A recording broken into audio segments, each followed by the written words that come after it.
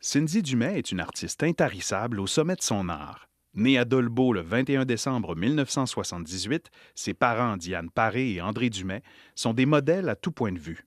Ils lui transmettent très tôt un irrésistible besoin d'exprimer sa créativité, de se dépasser, et leur sens de la famille est contagieux. C'est au chalet du Club Féroce que la fillette découvre la paix et l'introspection. Un lieu sans électricité ni eau courante, propice à l'imagination. Au secondaire, Cindy adore les arts plastiques et la lecture, deux domaines indissociables de son existence. Après des études en arts et lettres au Cégep de Saint-Félicien, elle choisit de poursuivre sa formation en enseignement des arts à l'Université du Québec à Chicoutimi. C'est là qu'elle y rencontre l'art contemporain qui ne cessera de l'habiter depuis et d'influencer ses pensées et ses actions. Dès sa deuxième année à l'université, en 1999, elle intègre déjà la communauté des ateliers Toutou. Avoir un lieu pour créer se révèle essentiel à ses yeux.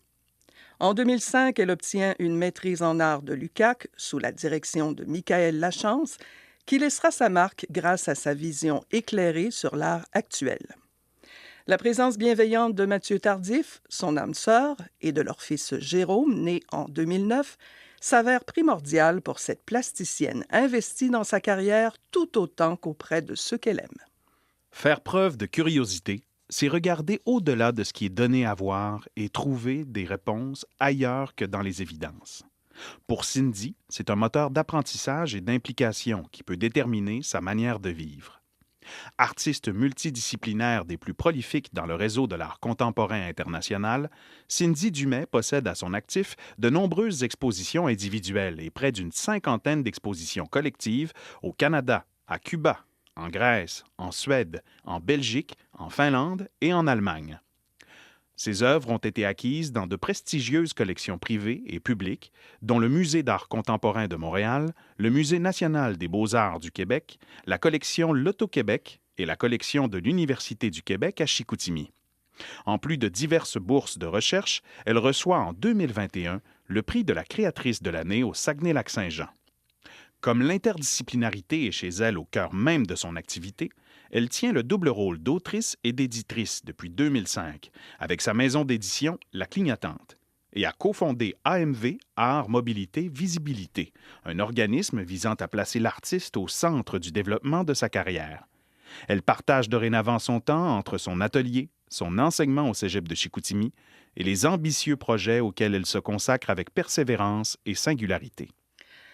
À travers des montages métaphoriques d'une audace réjouissante, exploitant à sa façon le dessin, la peinture, la sculpture, les arts textiles, l'écriture, l'installation ou la vidéo, cette créatrice polymorphe brasse la cage au concept d'altérité.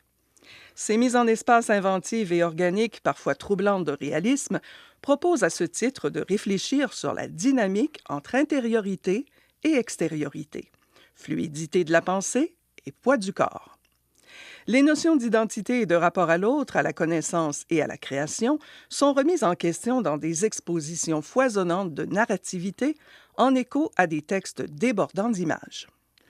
On n'a qu'à penser aux Ébauchés de 2014, une série d'aquarelles et de thermoformages qui explore la chair, l'informe, à travers une imagerie matérialisant la traversée des frontières corporelles tout en réactualisant certaines théories académiques telles que le genre et le portrait. Et à Notebooks de 2023, à partir d'une quarantaine de ses carnets d'atelier qu'elle remplit depuis les débuts de sa pratique pour accompagner ses processus de production.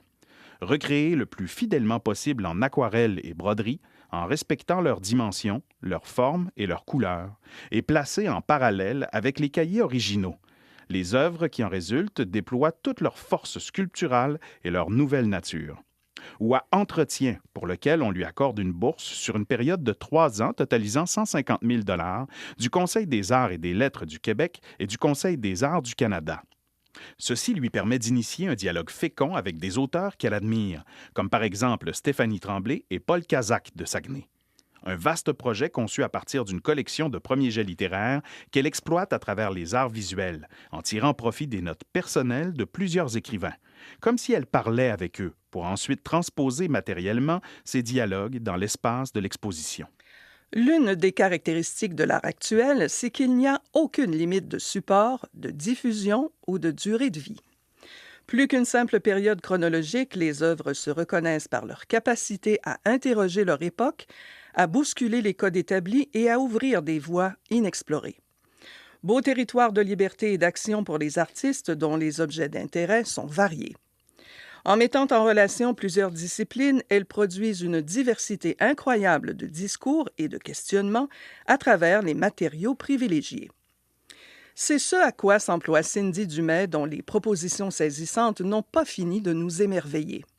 Si cette créatrice confirmée affirme qu'il est possible de faire de l'art en vivant en région, l'envergure et la rigueur de son travail, qui scrute la condition humaine sous toutes ses coutures afin de stimuler un échange productif entre le public, les créateurs et leurs œuvres, en sont la preuve incontestable.